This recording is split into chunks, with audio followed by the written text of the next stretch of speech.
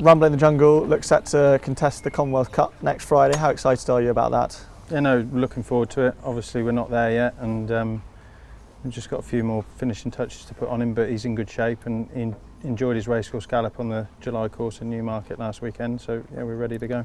And what was the idea about having a racecourse gallop rather than a race itself? Well, he was slow to come to hand through after his winter break and what have you, so he's come along nicely, and we just took the view that it was easier to go straight there with a racecourse gallop than rush him and you know, put us back. So no, he's in A1 shape, and we're looking forward to running him next week now.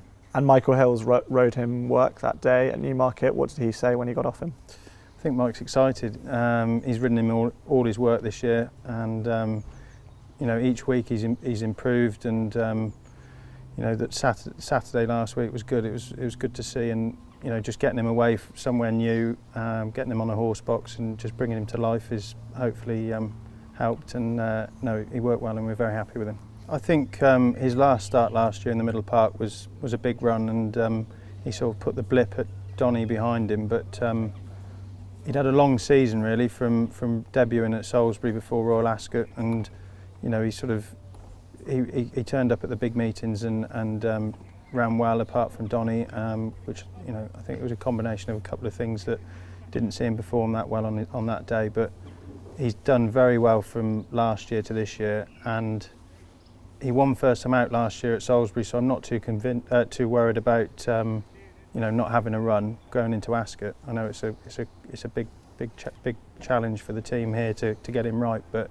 he looks amazing, and in the last 2 weeks he's really thriving, and I think the form, in my mind, the way he is now, he can swing it round, I think. Yeah, and with no Calix and the race looking to cut up a little bit, you must be excited, more excited than perhaps you were a few months ago.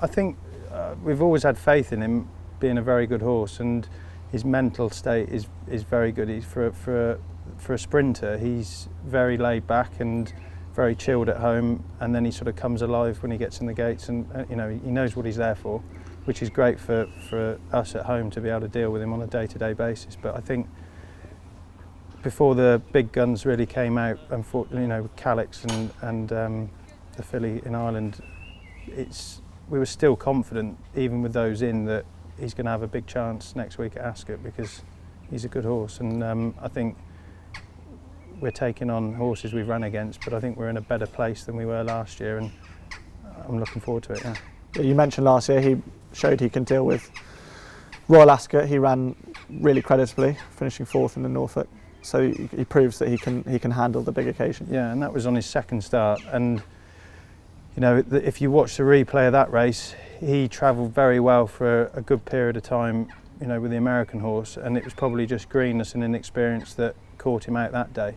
And then he took a massive step from there to go to Goodwood and sort of obliterated the field there, and he's in similar form, if not maybe a bit better than we had him last year going to Goodwood, I think. So the big plus with him, he's got a very high cruising speed, so they're not going to be hanging around in that race next week. So yeah, it's going to, you know, play into our hands, I think.